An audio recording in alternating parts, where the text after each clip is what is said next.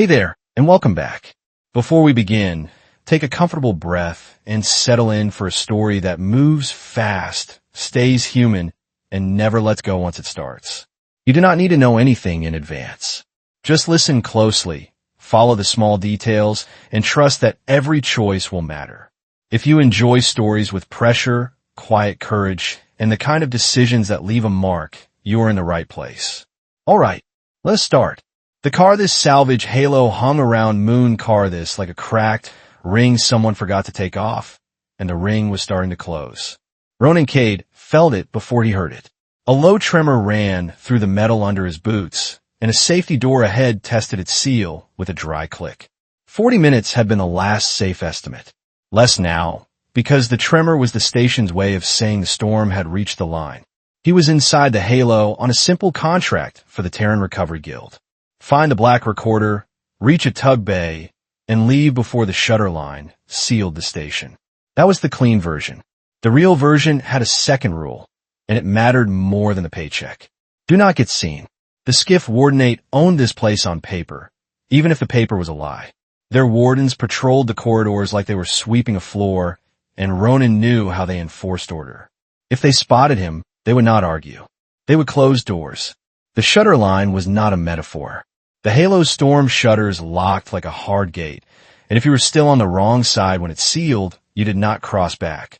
Ronan kept moving through cold metal and floating dust, keeping his light low and his body close to the service spine corridor wall. The corridor lights flickered like tired street lamps, and his suit gauge kept a steady rhythm that felt honest. Outside, thin hull plates, gas giant veiler filled the viewports with slow bands of color. It looked calm enough to make the coming storm feel personal. Ronan's goal was simple and measurable. He needed the black recorder, and he needed Tug Bay 9 before the shutter line closed.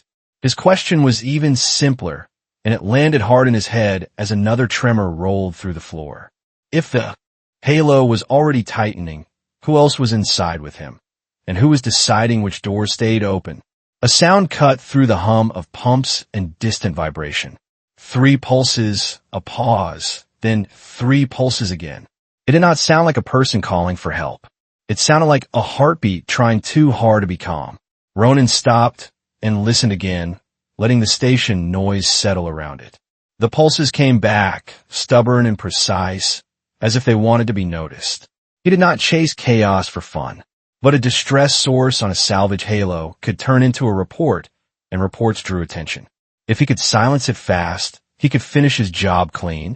If he ignored it and it escalated, it could bring wardens straight to his lane. Ronan followed the sound into a narrower corridor where old insulation hung in strips. He kept his light aimed at the floor and not the far walls, because wide open space was where you got seen. The pulses came again, closer now. Ronan's hand went to his cutter tool, not as a threat, but as comfort. He reached a half-open maintenance hatch and paused. Voices were coming from the other side. They were calm voices, professional voices. People who sounded relaxed in a place like this were usually the ones doing the hunting. Ronan waited for the voices to pass, but they did not pass. They held their position like they were guarding something. The heartbeat pulses kept ticking, steady and shameless, like it wanted an audience. Ronan made a decision and owned it. He would check the source, fast and quiet, then leave. He slid through the hatch and into a corridor scarred by an old impact. A truss beam leaned like a broken rib, and cables drooped from the ceiling. On the floor, clean as a new coin in a dirty room, sat the device. It was small, matte, and too perfect. The casing had no scratch marks, no dust film, no signs of being dragged. Ronan stared at it and felt his instincts tighten, because nothing stayed clean on the halo unless someone kept it clean on purpose. The device pulsed again.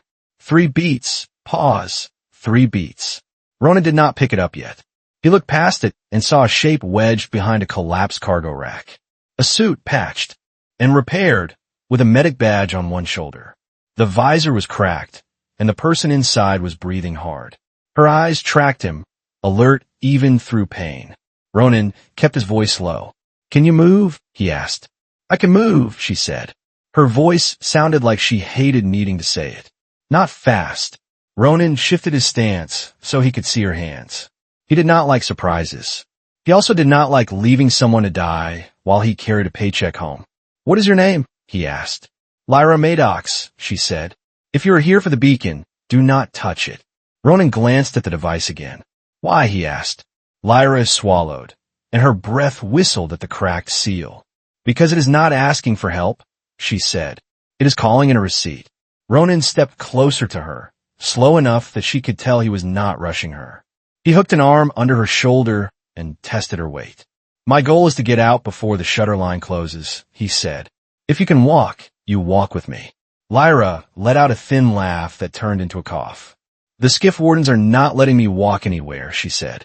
"They do not let witnesses walk." A voice sounded outside the hatch, amplified and calm. "Recovery asset identified. Stand down and present yourself." Ronan froze for a fraction of a second. The voice was too flat to be a civilian. "Skiff wardens." Lyra's eyes sharpened. "They found you," she whispered. "Now they will seal the lanes." Ronan did not argue with her. He shifted his grip, pulled her free of the wreckage, and pressed a quick patch over the cracked visor seam.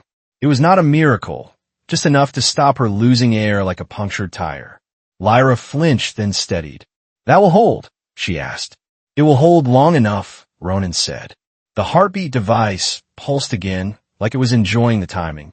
Ronan picked it up because leaving it behind felt like leaving a tracking collar on the floor. The casing vibrated faintly against his glove, a small shiver that raised his neck hairs. Lyra stared at his hand. "It tagged you," she said. Ronan did not waste words. "Then we move," he said. He pulled Lyra into a side gap between two plates and into a narrow maintenance crawl. It smelled like burned plastic and old dust. Behind them, the hatch shifted as someone tried to open it. The warden voice returned, still calm. "Non-compliance will be treated as a hazard." Ronan knew what that meant in real life. Doors would close first, then nets, then worse. He dragged Lyra forward, careful not to catch her leg on bolts that stuck out like teeth. They dropped out of the crawl into a junction with 3 corridors. One corridor looked clean and bright, too bright. The floor there was marked with tape and warning lights. Lyra pointed. "That is the sterile lane," she said. "It vents and seals like a trapdoor. Do not go that way." Ronan nodded and chose the uglier corridor, the one with flickering lights and soot stains. It was the kind of place people avoided, and that made it valuable. Behind them, a door sealed with a hard click that echoed through the metal. The halo felt smaller, like someone had tightened a belt. Ronan looked down at Lyra. "Stay with me," he said. Lyra's jaw tightened. "I'm trying," she said. Ronan pushed toward the tug side of the halo, because that was the shortest path out. He also knew the skiff wardens would predict that and try to cut him off. He set a short plan in his head. Reach the next junction, check for fresh seals, then take the maintenance edges if the main lane was blocked. He did not run yet, because running early was how you got tired before you had a fight. A heavy vibration rolled through the structure, distant and deep. Ronan felt it through his boots. The storm was not here yet, but it was close enough to make the halo complain. Lyra leaned into the wall for a second, breath shallow. "How long until the shutter line closes?" she asked. 40 minutes from my last check," Ronan said. "Less now." Lyra nodded like that number was a hammer. She did not ask him to hurry. She just forced her legs to keep working. They reached a wider corridor with a control panel set into the wall.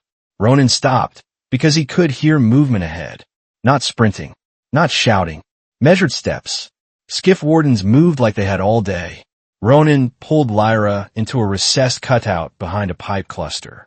It was a tight space, enough to hide 2 people if they did not breathe loud. He angled his light off and waited. 3 wardens walked past, suits clean, visors dark. One carried a compact launcher. Another carried a spool device that looked like it could throw a tether net. Their lights swept the corridor in slow arcs.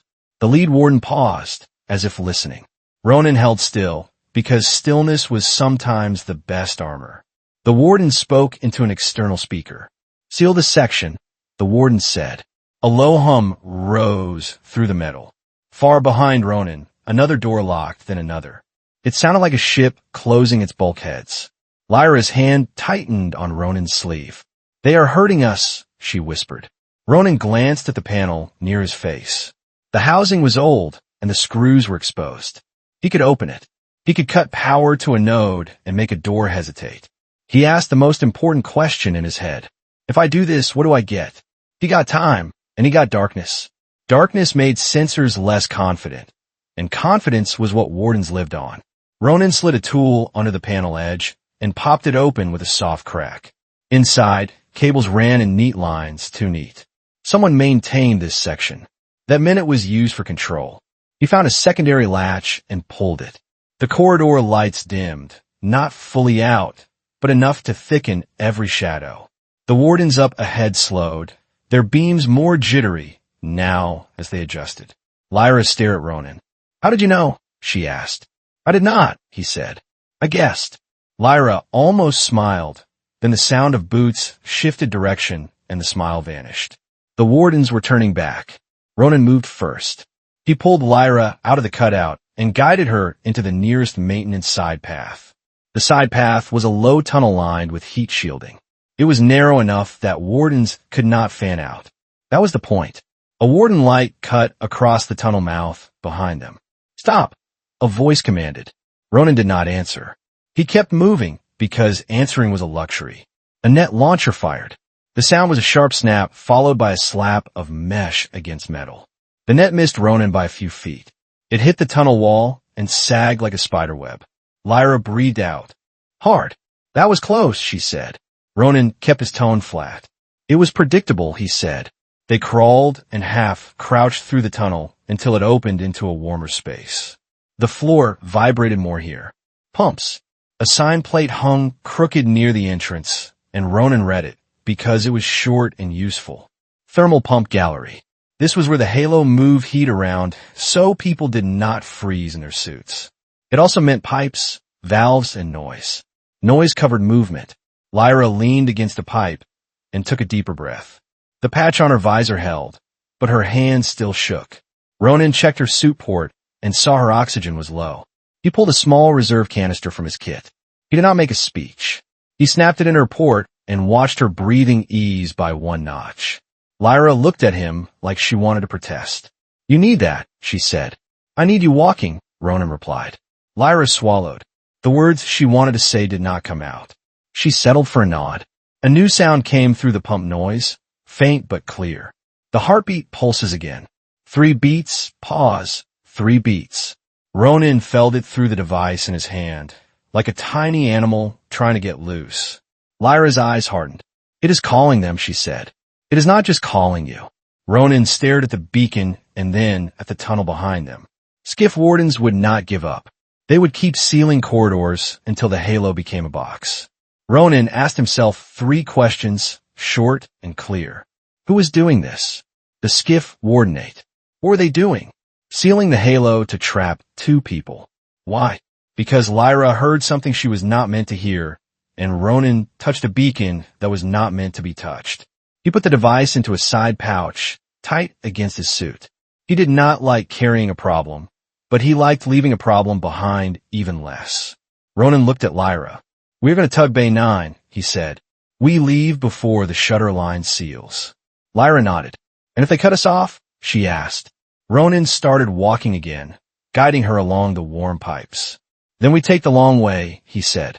Behind them, another seal slammed shut somewhere in the halo. The sound carried through the pump room like a warning bell. Ronan did not think of it as a schedule anymore. In his mind, the countdown had become a weapon someone was aiming at his head. They left the pump gallery by a service run that stayed close to machinery, because machinery did not panic and it did not gossip. The air got thinner as they moved, and Ronan noticed the numbers on his gauge shifting faster than they should. Not a malfunction. A choice someone else had made.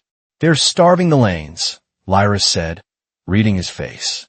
Ronan kept his voice flat. "Then we spend less time in them," he said. They reached a junction where a door that should have been open was shut tight, sealed on purpose. Another corridor ahead was lit too clean. "Sterile lane again." Lyra pointed with a shaking hand. "That lane can dump air like a trapdoor," she said. "They use it like a broom." Ronan nodded once. He picked the darker route, the one that smelled like metal and old coolant, because wardens preferred clean lines and fast angles. A dull thump rolled through the structure, and Ronan felt the halo tighten. Somewhere behind them, a segment locked. The skiff wardens were not chasing with panic. They were closing options step by step like a hand closing into a fist. Ronan guided Lyra into a narrow side passage where pipes ran low and forced them to crouch. He kept her on the inside wall, away from dangling cables that could catch her suit. He did not carry her because he needed both arms free, but he stayed close enough to catch her if she slipped. Ahead, a warden light swept across a cross corridor. Ronan froze and pulled Lyra into a recess. He held his breath and listened. Boots. Controlled pace. No shouting. The kind of calm that meant they believed the building itself was on their side. Ronan waited until the light moved away, then pushed forward again. The heartbeat device in Ronan's pouch pulsed against his ribs. 3 beats. Pause. 3 beats. Ronan did not touch it. He did not want to give it the satisfaction. They reached a ladder well that dropped into a lower maintenance run. The metal rungs were cold and slick. Ronan went first, then held Lyra's forearm as she climbed down, one careful step at a time. She hissed when her leg took weight. How bad? Ronan asked. Bad enough, Lyra said. Not bad enough. Ronan accepted that. He had heard worse answers. At the bottom, the corridor narrowed until it felt like crawling through the guts of a ship. The lights were dim, and the air tasted stale. Ronan checked his gauge again and saw the numbers fall in a steady slide. They are rationing this segment, Lyra said. Ronan kept his voice plain. Then we do not stop here, he said. He picked up speed, just a little, enough to keep momentum. His mind ran a simple map. Tug Bay 9 was still ahead. The shortest path would be blocked. The second shortest path would be watched. That meant he needed a third path. The one nobody liked, the one that cost comfort but bought surprise. The next junction proved him right. The door to a main corridor slid open, then shut again as if someone had flicked a switch. Ronan stopped because doors did not do that by accident. He stepped closer and pressed his gloved palm against the seam. It was warm, recently powered, recently commanded. A soft chime came from somewhere he could not see, followed by a woman's voice, calm and distant, like it was in the air and not in a room. Route preference confirmed, the voice said. Ronan stiffened. The voice was not a warden on a corridor speaker. It was cleaner than that, more controlled, like a person who never had a razor volume. Lyra's eyes went wide. That is Gatrite Celine Var, she whispered. She designs the traps. Ronan did not know the name, but he understood the role. Someone was not just chasing them. Someone was shaping the building around them. The corridor ahead lit brighter, inviting, almost friendly. Ronan did not trust it. He watched the floor panels and saw faint seams, too neat. A corridor built to change its behavior quickly. Ronan lowered his head toward Lyra. They are giving us a path, he said, so they can choose where it ends. Lyra swallowed. She makes every choice cost, she said. Ronan believed her. He looked for a service panel and found one under a pipe elbow. It was older, scratched, and the screws were not security type. Good enough. Ronan popped it open and saw a bundle of lines color-coded simple, in a way that meant it had been repaired 100 times. He did not need to understand the whole system. He needed one result. A door that hesitated. A light that died. A sensor that blinked. He pulled one line free and bent it back, not cutting clean, making it ugly. The corridor lights stuttered. The door ahead stopped halfway and stayed there, like a mouth stuck between speaking and swallowing. Lyra stared at him. Is that safe? She asked. It is less safe than what they planned, Ronan said. They slipped through the half-open door and into a rougher passage with scuffed walls and loose panels. It smelled like old grease. The air felt worse, but it was air they controlled, not air someone else rationed for them. Behind them, the half-open door shuddered and tried to close. It stopped again, confused. Ronan did not smile, but inside him something settled. He had forced the halo to misbehave, and misbehavior created gaps. Then a new sound came from above, a sharp metallic click, followed by a soft hiss. Ronan looked up and saw vents opening, not wide, just enough to pull air out in a slow, steady draft. He felt it on his cheeks through the suit's internal flow. Lyra grabbed his sleeve. "She's trying to smoke us out," Lyra said. Ronan moved immediately, because standing there would make the draft stronger. He pulled Lyra along the passage until it dropped into another maintenance crawl. The crawl was ugly, but it was tight, and tight spaces were hard to vent without warning. As they crawled, the heartbeat pulses in Ronan's pouch kept time like a metronome. Ronan did not know what it was sending, but he knew it wanted to be found. He made a new plan in one sentence and held on to it. "Get to Tug Bay 9 fast, and do not let Celine Var decide the shape of the last hallway." By the time they reached a wider service run, Lyra was moving slower. Her breaths were short and shallow, like she was trying not to waste oxygen. Ronan checked her gauge and saw she was near the edge. He could keep pushing and hope she held. Or he could share his reserve and cut his own margin, which meant he could not afford a mistake later. Ronan chose the second option because leaving her behind would not buy freedom. It would buy a different kind of loss. He pulled out his reserve canister and handed it to her. "Take it," he said. Lyra stared at the canister like it was a confession. "You will need that," she said. "I need you upright," Ronan replied. Lyra hesitated, then snapped it into her port. Her breathing eased, but Ronan's own gauge dipped. He felt the weight of that choice settle into his chest, heavy and real. They moved again. Ronan kept his pace steady, because panic burned oxygen and burned judgment. He listened for wardens, and he also listened for the building itself. The subtle shift of fans. The click of latches. The moment a corridor decided to stop being a corridor. Lyra spoke as they walked, her voice quieter now. "Why did you come in here alone?" she asked. Ronan did not answer right away. Not because he wanted to be mysterious. He did not waste words that did not move them forward. "Terran Recovery Guild pays for quiet work," he said. "Quiet work needs fewer people." Lyra nodded, then winced as her leg caught on a raised seam. Ronan caught her elbow before she fell. "Thanks," she said. Ronan gave her a look that said, "Do not spend breath on gratitude yet." They reached a bend where the corridor narrowed again, and the air felt colder. Ronan saw frost on a pipe joint, fresh, forming too fast. Someone had dropped the temperature in this segment. Cold made muscles stiff and made injured legs worse. Lyra noticed the frost and swore under her breath. "She wants me to slow down," Lyra said. Ronan kept his tone dry. "She is succeeding," he said. Lyra huffed, almost a laugh, but it died quickly. The moment was small, but it mattered. In a place like this, any human sound that was not fear was a kind of resistance. Then Ronan heard the wardens again, closer now. Not running, but their rhythm had changed. Faster steps. They were tightening the circle. Ronan looked ahead and saw a sign plate half peeled off a bulkhead. The letters were faded, but readable. Tug Bay 9. Lyra saw it too, and hope flashed in her eyes, sharp and dangerous. Hope made you rush, and rushing made you loud. Ronan squeezed her forearm. "Not yet," he said. They moved into a side alcove and waited as two skiff wardens passed the junction behind them. One carried the compact launcher again. The other carried a spool device, the kind that could throw a tether net fast. The lead warden spoke into a throat mic, and Ronan caught the words as they echoed. "Marshal Holt wants them alive," the warden said. "Until they are not." Lyra's face went pale behind the cracked visor. Ronan felt his jaw tighten. He did not like the way that sentence bent. When the wardens moved on, Ronan guided Lyra toward Tug Bay 9 along a maintenance edge, hugging walls and avoiding the center of the corridor.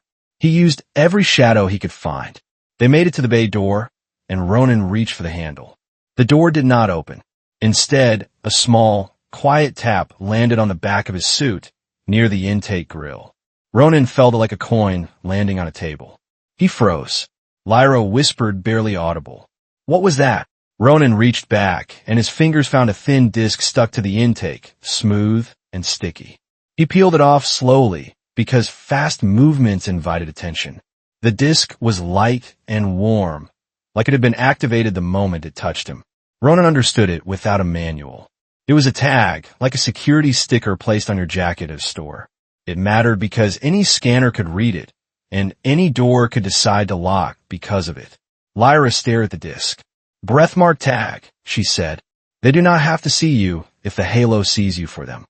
Ronan crushed it in his glove until it snapped. He did not know if that was enough, but doing nothing was worse. The bay door clicked once, then stayed shut. Ronan pressed his ear against the metal and listened. Inside, he heard the faint whine of a tug power unit, idle but ready. The exit was right there, on the other side of a piece of metal that had just become a decision. Ronan looked at Lyra. We are out of shortcuts, he said. Now we take the only door left. Lyra's eyes tightened. And if it does not open? She asked. Ronan put his hand on the bay control again, steady. Then we make it open, he said. Behind them, the sound of calm boots. Changed direction, and came closer. Tug Bay 9 looked like a garage cut into a wound in the halo. The wide door was sealed, and a narrow personnel hatch blinked red beside it. Ronan pulled Lyra into the shadow of a cargo cradle and scanned the bay with slow, careful movements. He was going to open that bay and take a skimmer tug. He was going to do it fast enough that the wardens did not close the door on his back. Lyra leaned against the metal brace and tried to steady her breath. Ronan checked the seam of her visor again, then reached for the bay control panel. Before his glove touched it, Lyra's eyes narrowed. Hold, she whispered. Ronan stopped. He followed her gaze down to the intake near his lower back. A faint glimmer clung there, almost invisible in the low light. Lyra reached carefully and peeled off a thin disc, no bigger than a coin. That is fresh, she said. They stuck it on you in the last corridor. Ronan held it between two fingers. It was warm, faintly vibrating. Bleepmock tag. Lyra looked at him. They are not chasing, she said. They are tracking. Ronan crushed the disc until it snapped and went still. Behind them, the personnel hatch shifted from red to amber. Footsteps echoed from the main corridor, steady and unhurried. Ronan leaned close to Lyra. We open the bay, he said. We take the first tug that runs. And if it does not run? She asked. Then we make it run, he said. He slid to the panel and forced it open with a quick twist of his tool. The override was old, meant for maintenance crews, not for someone in a hurry. He bridged two contacts and felt the motor respond. The personnel hatch slid aside with a low mechanical sigh. Move, Ronan said. They slipped into Tug Bay 9 just as the first skiff warden appeared at the corridor edge. The bay was wide and cold, a hollow space framed by clamps and support arms. 3 skimmer tugs sat docked along the outer rail, noses pointed toward the storm. Ronan did not hesitate. He chose the smallest one because smaller meant lighter and lighter meant faster to spin up. Lyra limped behind him as he pulled open the hatch of the nearest tug. The hull bore a faded name in. Chip paint. Skimmer tug pale knife. Ronan pushed Lyra into the co-seat and climbed into the pilot position. He hit the ignition toggle and listened. The tug hummed, then coughed, then steadied. Come on, Ronan muttered. The bay door groaned as someone outside began the seal sequence. Ronan could hear clamps disengaging at the perimeter, but not fast enough. A warden voice echoed into the bay. Ronan Cade, stand down. Ronan did not answer. He cut the docking clamps with a sharp command and felt the tug shudder free. The outer bay door began to open in segments, just wide enough for a small craft to slip through before the storm shutters locked. A net launcher fired from the far side of the bay. The mesh struck the tug's flank with a sharp snap and dragged across the hull. Lyra flinched. Can you shake it? She asked. Ronan shoved the throttle forward. The pale knife jerked ahead, dragging the net like a torn curtain. He angled the tug sideways and scraped it along a loose clamp bracket. The bracket tore free and took the net with it. The tug shot forward into the half-open mouth of the bay. Behind them, the skiff wardens surged toward the launch rail. Ronan cleared the bay by inches. The pale knife clipped the edge of the door frame and left a streak of scraped metal, but it was free. Outside, the halo's broken ring curved above them. Moon Carthus hung silent beyond, and the storm over gas giant Valor rolled closer, bands twisting like a slow fist. Ronan did not relax. He knew one thing now that mattered more than escape. The wardens had not tried to negotiate. They had not demanded cargo. They had not asked about the black recorder. They had asked for him to stand down. Lyra leaned back in the seat and stared at the halo shrinking behind them. "This is not about smuggling," she said. Ronan kept his eyes on the instrument panel. "No," he said. "It is not." Through the open comm channel, he caught fragments of warden chatter, just enough to make sense. "Confirm witness asset. Contained before closure. Marshal Holt wants the list sealed." Ronan's hands tightened on the controls. Witness. List. This was not a cargo dispute. It was a cleanup. One sentence reset in his mind. They were not running from Fine. They were running from erasure. Ronan angled the pale knife along the outer spine of the halo, keeping close to structure so larger pursuit craft would have to slow. He needed distance, but he also needed information. Behind them, two skiff pursuit craft undocked and followed, sleek and clean against the broken backdrop. Lyra leaned forward, scanning the rear view. "They're locking on," she said. Ronan did not answer. He shifted the tug closer to a cluster of dangling truss beams where the halo had been damaged years ago. The beams created a maze of shadows and narrow lanes. He cut thrust for a second and let momentum carry them. The pursuit craft overshot slightly, then corrected. Ronan snapped the throttle and dove through a gap barely wider than the tug's wings. The pale knife scraped again, sparks flickering in silent arcs. Ronan felt the vibration through his boots. The pursuit craft hesitated at the gap. They were cleaner, more valuable. They did not want to scrape. That hesitation bought Ronan seconds. Seconds were everything. A warning tone blinked on the panel. Tracking handshake detected. Ronan's eyes flicked to the heartbeat device still in his pouch. He pulled it out and slammed it onto the dash. The device pulsed. 3 beats. Pause. 3 beats. "It is still live," Lyra said. Ronan stared at it, then at the pursuit craft still tailing them. He understood it in simple terms. The heartbeat beacon was not just a call for help. It attached to whoever answered. It marked them as the next node in a chain, like a relay baton passed in a race. The beacon was not bait. It was a hook.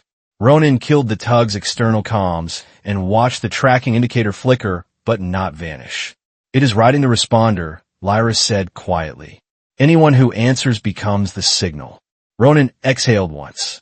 "And the signal goes where?" he asked. Lyra hesitated. "To the pulse core," she said. Ronan glanced at her. "What is that?" he asked. Lyra swallowed. "The pulse core is a central collector in the backbone truss," she said. "It gathers distress responses and builds a list of who showed up." She kept it simple. "It matters because whoever controls that list decides who disappears," she added. "And it matters now because once the shutter line closes, that list gets sealed and shipped." Ronan felt the weight of it settle. A list of responders. A list of witnesses. He banked the pale knife sharply and skimmed along the inner rim of the halo, heading back toward the structure instead of away from it.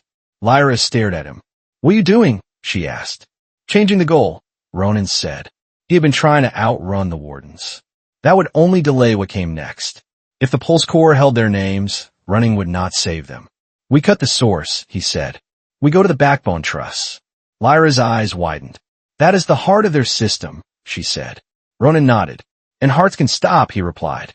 The pale knife slid into a damaged docking slit near the backbone truss. Ronan cut thrust and let the tug drift into shadow.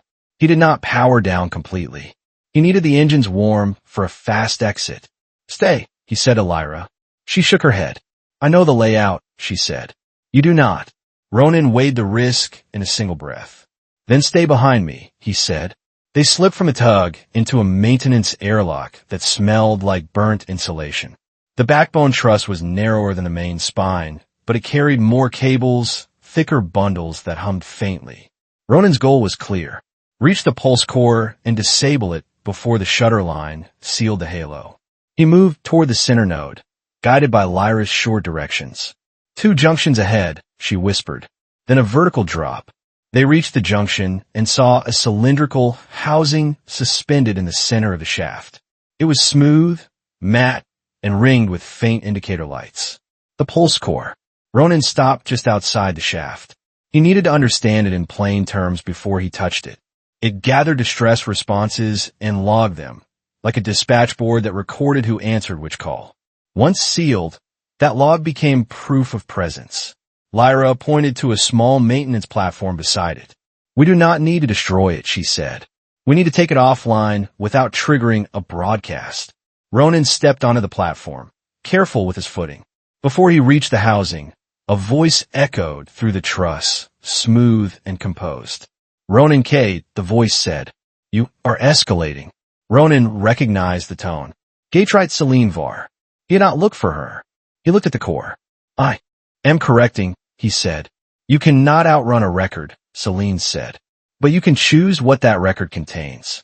Ronan did not answer. Lyra leaned closer. "She's buying time," Lyra whispered. Ronan placed a thermal blanket from his kit over the core's central seam, then pressed tape along the edges. He was not cutting wires. He was muffling signals. The indicator lights flickered. "Do not do that," Celine said. Ronan kept working. "I am doing it," he replied. A sudden tremor ran through the truss. From below, boots struck metal. Skiff wardens were climbing. Ronan finished sealing the blanket and pulled a small manual release on the housing. The outer shell loosened with a dull pop. The lights on the core dimmed. The wardens reached the platform edge just as Ronan pulled the housing free of its mount. The weight surprised him. He nearly lost balance, but steadied. A warden lunged. Ronan stepped aside and let the man's momentum carry him into a cable cluster. No dramatic triques. Just redirected force. Lyra grabbed Ronan's arm. "Move," she said. They ran along the truss toward the maintenance slit where the pale knife waited. Behind them, a new voice cut through the corridor, deeper and measured. "Ronan K," the voice said. "I am Envoy Cashinro." Ronan did not slow. "I represent the consular authority," Ro continued. "You are in possession of restricted property." Ronan reached the airlock and shoved Lyra inside first. "Make an offer," he said over his shoulder. Ro's voice remained calm. "Return the core," he said. "Leave the witness." Ronan sealed the hatch and cycled the lock. "No," he said. The pale knife roared to life as he powered up. Ro spoke again, just before the outer hatch opened. "The shutter line closes in minutes," he said. "There will be no second exit." Ronan did not answer. He launched the tug into the narrow slit of space between the truss and the outer ring. Lyra stared at the core in her lap. "What now?" she asked. Ronan fixed his eyes on the storm line and the closing shutters. "Now we finish it," he said. The halo filled the forward glass like a broken wheel.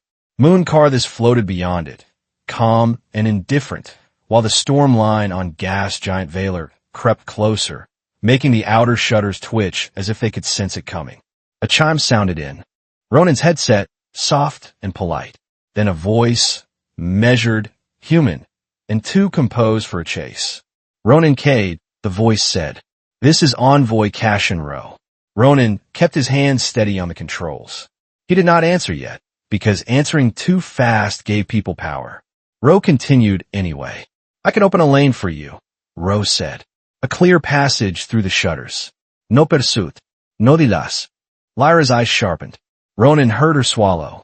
Ronan asked the only question that mattered. "What do you want?" he said. Ro did not rush his reply. "Lyra Maddox," Ro said. "Transfer her to my custody. You keep your life. You keep your craft.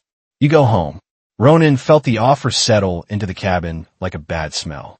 He understood the shape of it immediately. An open lane was not a favor. It was a controlled exit, like a ramp lit green, while every other ramp turned red. It mattered because it was the only path that stayed open when the shutters started closing.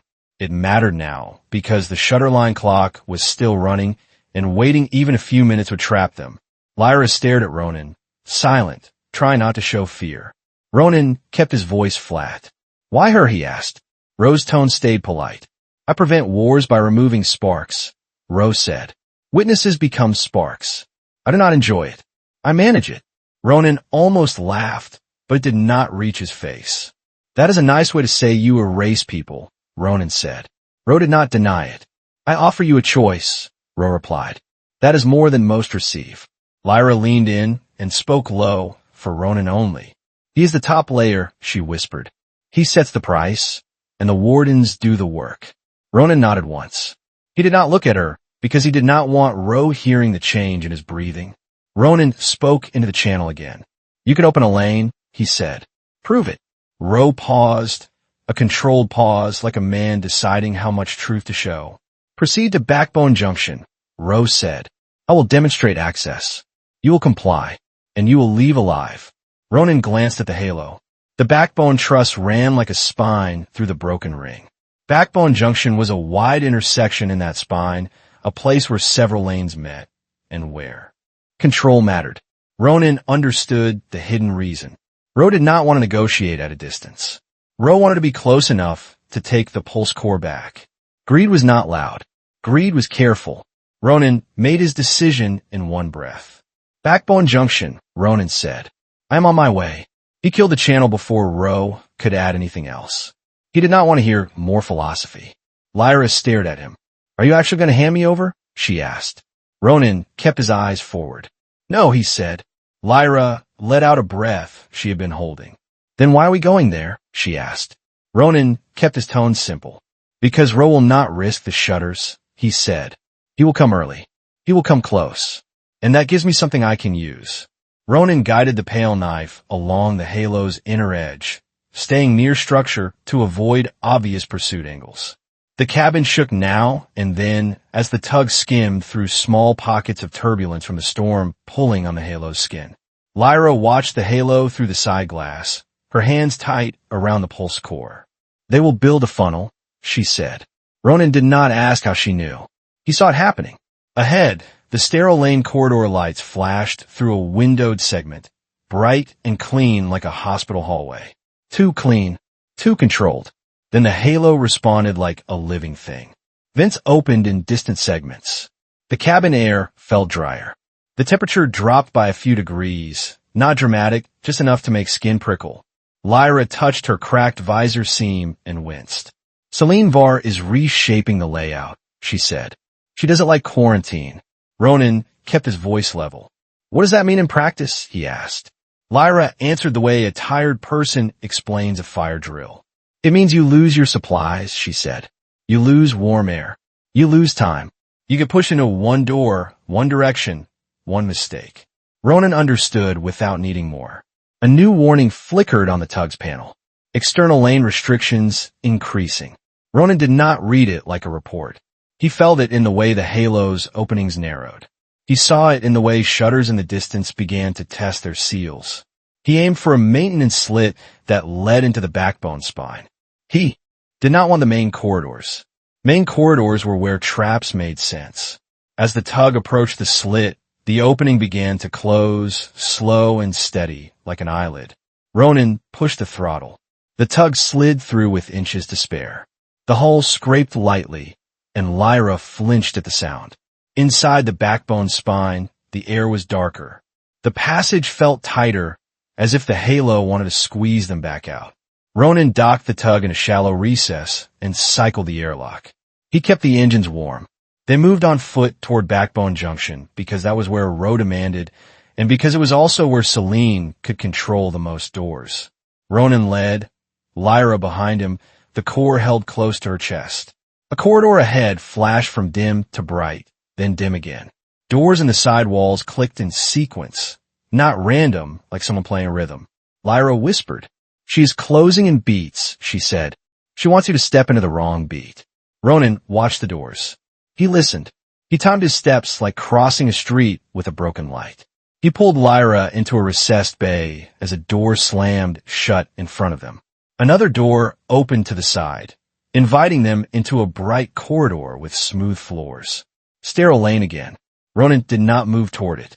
Lyra's voice came thin. If we go in there, they strip the gear, she said. They do it with air. They do it with cold. They do it with doors. Ronan stayed still for a half second, then turned away from the bright corridor and chose a dirtier maintenance run that smelled like old coolant. It was uncomfortable and cramped, but it was not designed to be friendly. A calm voice drifted through the corridor speakers, not shouting, just present. Mr. Cade, Celine Var said, you are choosing discomfort over compliance. Ronan did not look up. He kept moving. I am choosing survival, Ronan said. Celine's tone did not change. Survival requires surrender, she said. Ronan answered without emotion. Not mine, he said. The temperature dropped another notch. Lyra shivered. Ronan felt it too, but he stayed focused on the next junction. They reached a narrow bridge section where the backbone spine crossed an open shaft. Below, cables and structural ribs disappeared into darkness. The bridge was a choke point, and Ronan knew it. He stopped and looked at Lyra. This is where she wants us, he said. Lyra nodded, jaw tight. She wants us slow, she said. Ronan breathed out once. Then we do not be slow, he replied. He moved across the bridge in a controlled sprint, guiding Lyra by her forearm. They reached the other side, just as the bridge lights brightened and the floor panels shifted underfoot, trying to change traction. Lyra stumbled. Ronan caught her and kept her moving. They did not fall. They did not stop. Behind them, the bridge door slammed shut, cutting off the path they had used. Celine's voice returned, still calm. Good, she said. You are learning. Ronan did not like being taught. Backbone Junction opened ahead like a small plaza carved into the spine. Multiple corridors fed into it, each with doors that looked identical but felt different, like identical smiles on different faces. Ronan's goal here was not to talk. It was to force Ro to reveal a weakness. He took the pulse core from Lyra and held it in both hands, visible in the open air. He did not wave it around. He just made sure it could be seen. Lyra leaned close and spoke quietly. He will want it intact, she said. That is the real asset. Ronan nodded. That was the point. A new chime sounded in his headset. Ro's voice returned, as polite as before. You arrived, Ro said. Good. Ronan did not answer yet.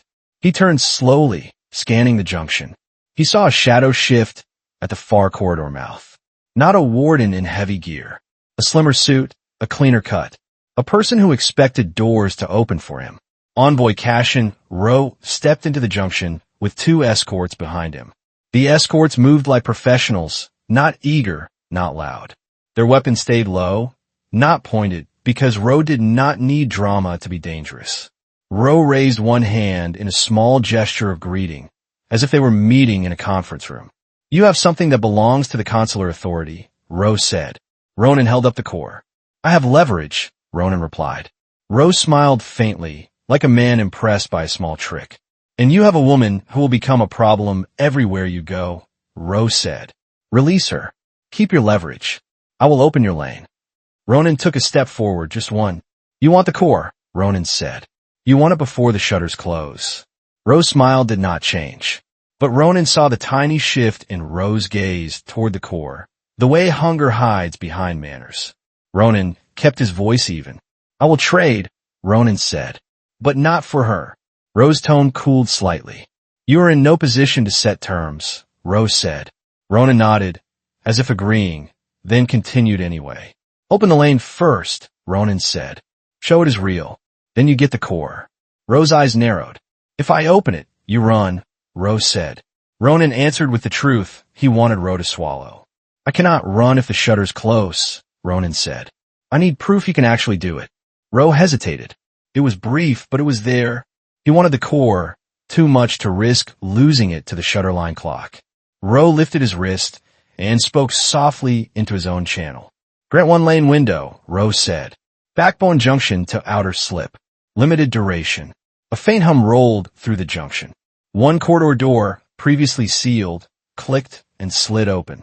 Beyond it, a line of guide lights flickered on, not bright like sterile lane, but clear and directional. Lyra stared at the open corridor. It is real, she whispered. Ronan felt his pulse steady. Ro had done the one thing Ronan needed him to do. Ro had committed. Ronan held up the pulse core again. Now we trade, Ronan said. Ro stepped closer, careful, still polite. Place it on the floor, Ro said. Step back. Ronan did not argue. He set the core down gently, like placing a fragile package, then took 2 steps back. Ro nodded to his escort. The escort moved forward to retrieve it. In that moment, Lyra spoke, voice tight. I used to work for them, she said. Ronan glanced at her, surprised. Lyra kept her eyes on Ro. They pulled me in to patch people after the cleanup, she said. Not to save them. To keep them quiet long enough to move them. Ronan felt something hard and cold settle his chest. Not outrage, but clarity. Lyra was not just a random medic. She was a person who had been inside the machine and tried to crawl out. Ro heard her but did not flinch. People make choices, Ro said. Lyra's jaw trembled. I made mine, she said. I stopped. Ronan did not let the moment turn into a speech. He used it like fuel. He moved toward the open lane, guiding Lyra with one hand. The escort picked up the core. Then the lights in the junction changed. Doors behind them clicked. The escorts raised their weapons slightly, not dramatic, just enough to close options. Celine's voice slid into the corridor, calm as ever. Trade complete, she said. Containment resumes. Lyra's eyes widened. They will still chase, she said. Ronan kept his voice flat. Of course they will, he said. Ro looked at Ronan with a faint hint of respect, as if appreciating a stubborn opponent. You bought a lane, Ro said. Not mercy. Ronan nodded. I did not ask for mercy, Ronan replied. Ronan and Lyra moved into the open lane corridor, following the guide lights toward the outer slip. The corridor felt different from the others. The air was warmer. The doors ahead stayed open a beat longer. It was a gift with a leash. Ronan's goal now was simple. Use the lane while it lasted, then disappear before Ro could close it. Behind them, footsteps entered the corridor. Poursuite cadre. Close. Controlled. Lyra limped faster, pain cutting through her face. Ronan stayed at her side. How long do we have? Lyra asked. Ronan listened. He heard the distant rumble of shutters shifting. He heard the corridor door behind them click once, like a warning. Not long, Ronan said. They reached a junction where the lane narrowed into a maintenance slit that led back to the pale knife. The slit door was open, but the air beyond it felt colder, less protected. Ronan paused for half a breath. He looked back down the corridor and saw the pursuit shapes moving closer. Not running, still calm. Calm people close distance like inevitability. Lyra looked at Ronan. They have the core now, she said. We lost. Ronan shook his head once. No, he said. Lyra frowned. What do you mean? She asked. Ronan kept his voice low. I traded the shell, he said. Lyra stared at him, confused for a second, then realization flickered. You kept something? She said. Ronan did not explain with technical words. He only gave her what she needed. I kept the part that makes the list matter, he said. Ro thinks he won. He needs to believe that, so he keeps the lane open long enough for us to step into it. Lyra's breathing hitched. Ronan, she said. What did you do?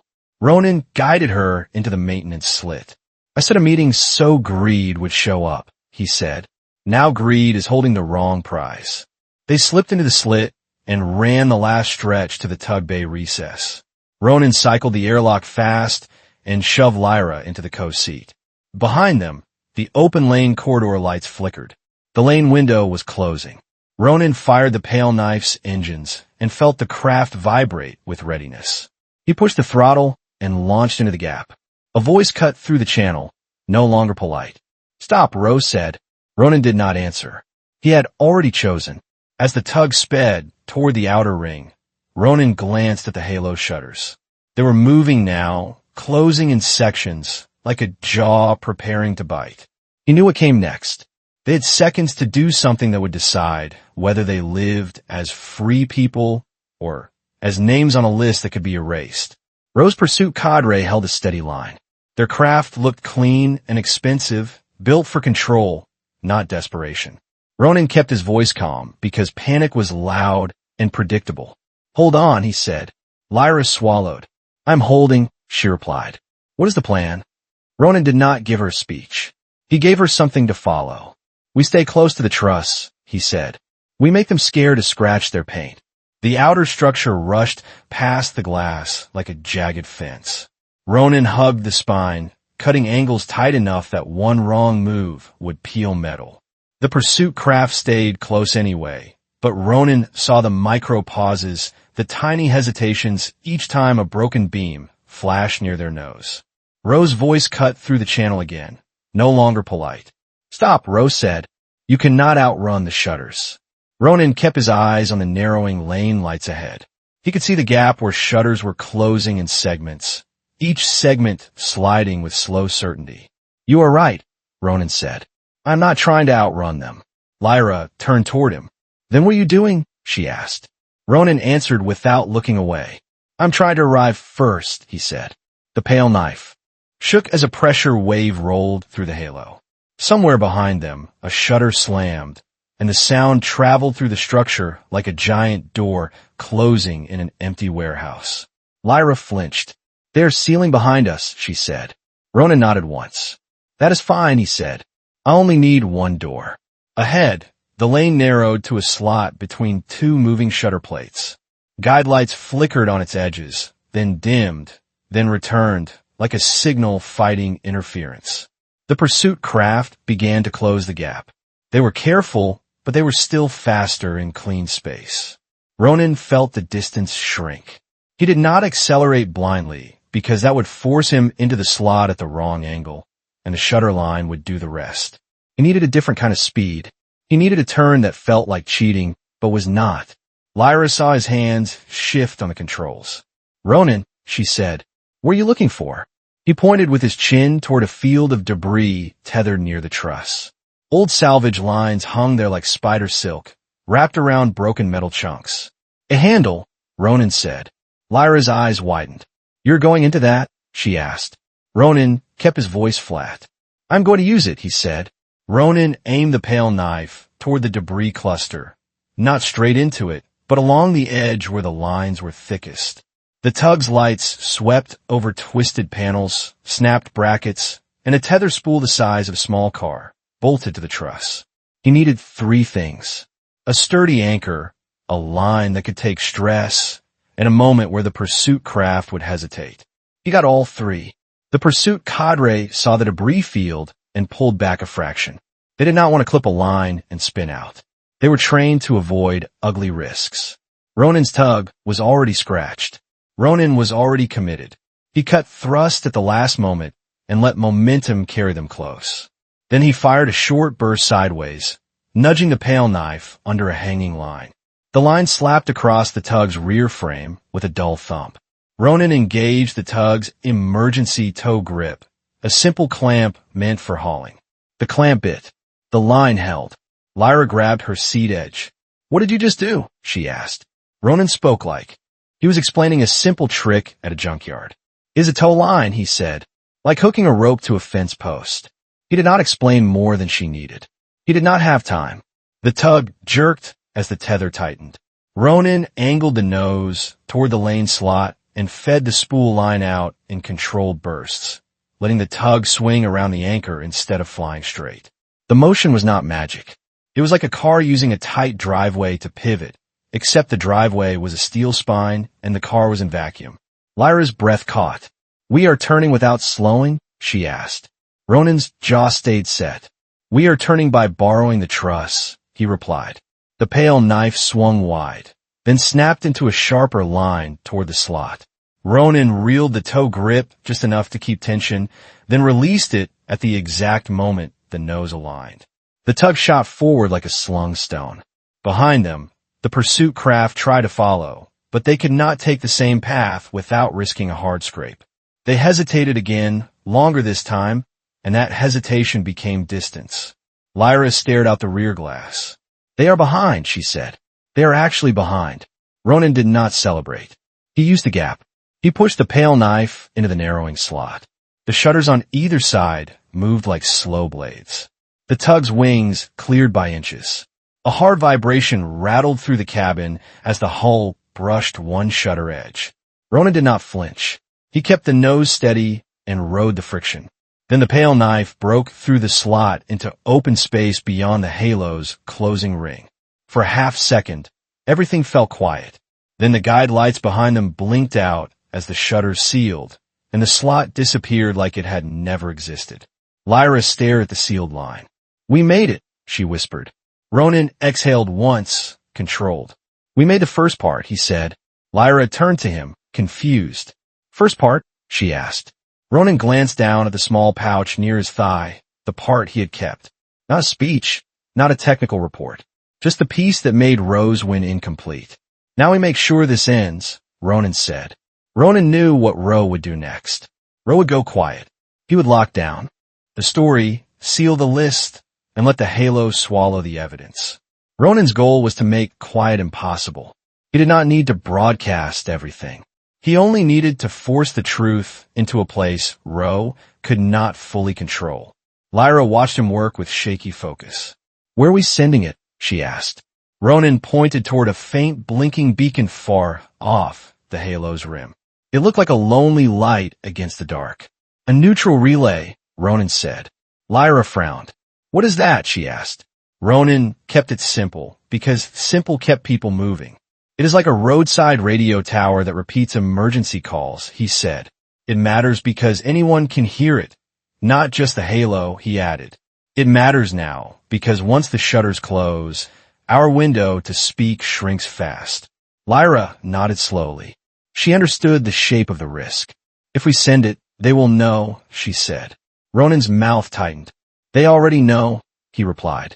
"This makes it cost them more." He pulled a small data puck from his kit and connected it to the KEP component. He did not narrate steps. He watched the indicator and waited for a clean signal window.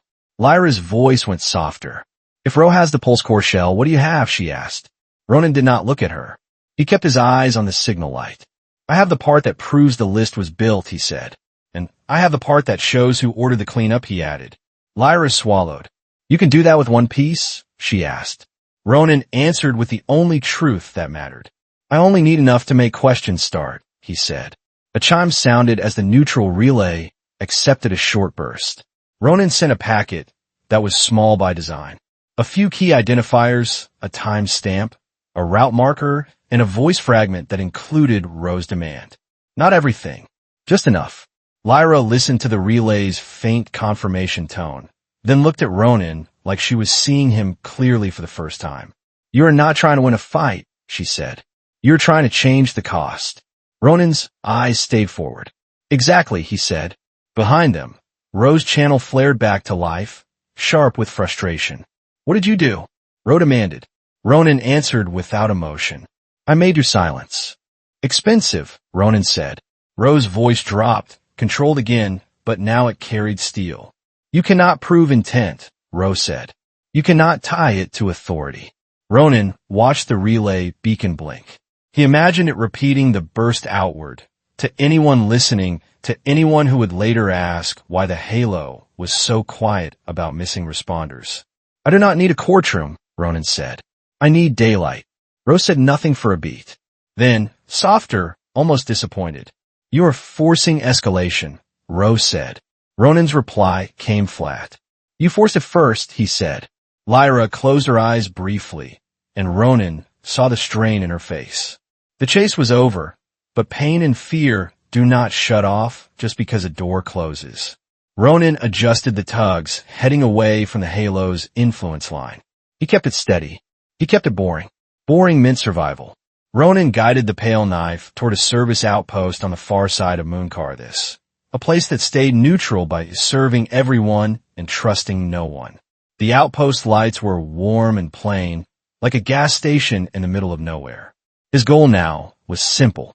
Get Lyra treated, leave no easy trail, and end the episode of their lives that began with a heartbeat in the dark. When they docked, Ronan carried Lyra's weight without making a show of it. He moved her through the airlock and into a small clinic room that smelled like disinfectant and recycled air. A medic stepped forward, cautious. "What happened?" the medic asked. Ronan kept it brief. "She needs oxygen and a leg check," Ronan said. "We have minutes, not questions." The medic nodded and moved fast. No drama. No lectures. Just hands doing work. Lyra lay back, breathing a little easier as warm air flowed. Her eyes flicked to Ronan. "You could have left me," she said. Ronan did not play hero. He did not deny it. "I could have," he said. Lyra waited, forcing the rest out. "Why did you not?" she asked. Ronan's face stayed hard, but his voice softened by a fraction. "Because I do not trade people," he said. Lyra stared at him, and a small tremor ran through her as if the words landed late, after the danger, when they could finally hurt. The medic returned with a simple identity kit, a common service used by drifters and contractors.